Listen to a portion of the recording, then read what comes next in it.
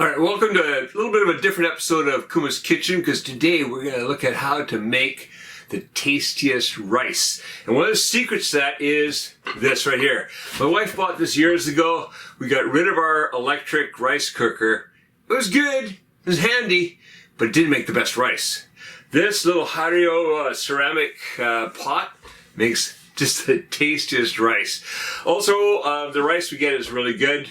So, let's have a look at that. We've got here is the rice, and what I've measured out is enough for 2 people. In Japan, we measure everything by go. And that's the little kanji down below here.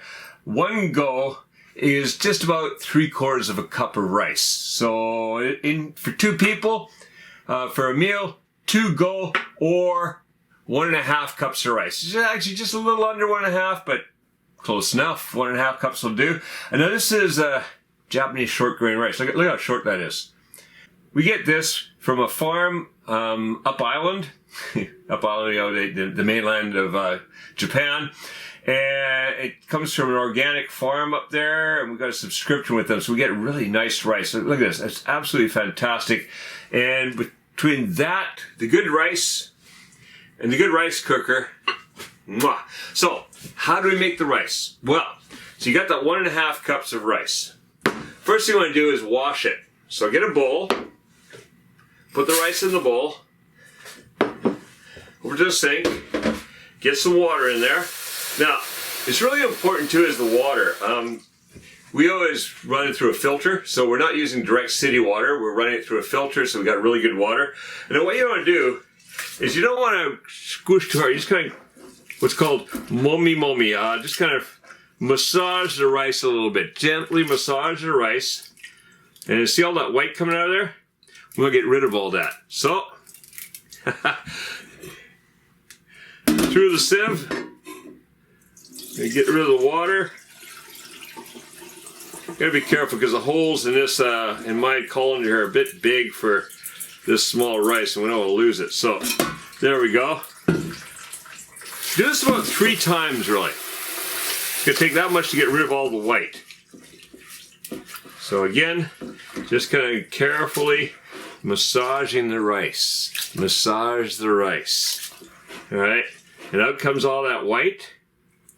So one more time. Again, we rinse it, or drain it, I should say.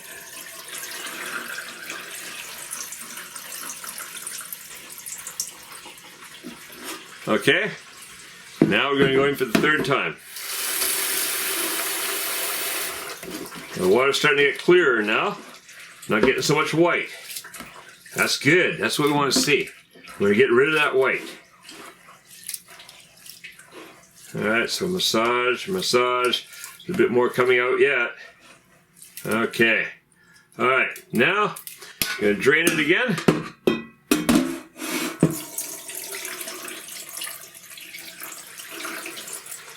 That's looking good. Alright, so, next thing we do, we've got our Hario cooker over here. So the rice goes into the Hario cooker. We'll get all that rice in there.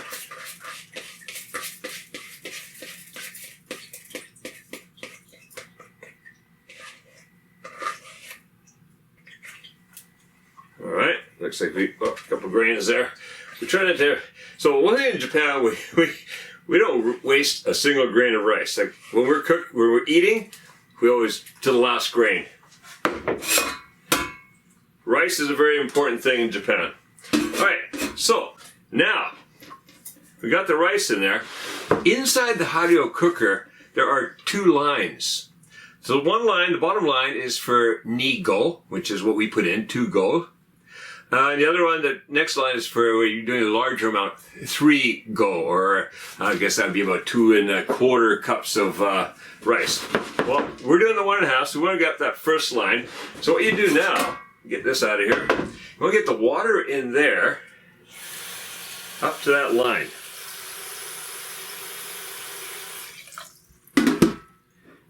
Keep that out even. Alright, so we're up to that line. What I'm going to do now, set it aside, put the lid on there, gonna let that sit for about 20 minutes. Just let it soak, then we're gonna cook it. So see you back here in 20 minutes. All right, so that's been sitting there soaking for 20 minutes. We're gonna do now, get it on here. I wanna bring that heat up, not too hot, but enough to bring that to a boil. So we're looking about a low medium. There, about there. Kind of a medium low, and when it comes to a boil, well, I'll be right back. We're gonna hear this start to whistle. All right, see inside here, the bubbles are coming up. It's starting to whistle. Now, if you got a new one of these, it's gonna whistle really loud. Ours is, we've been using this for a couple years. It doesn't whistle as loudly, but you can see it squirting out of there.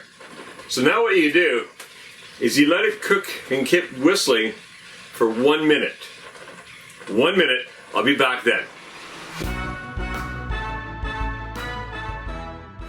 All right, that's been 1 minute, whistling away. Now, we turn off the heat. Then, you let it sit for another 15 minutes. Just let it sit there, go do something else, make your meal, whatever. 15 minutes, we'll come back.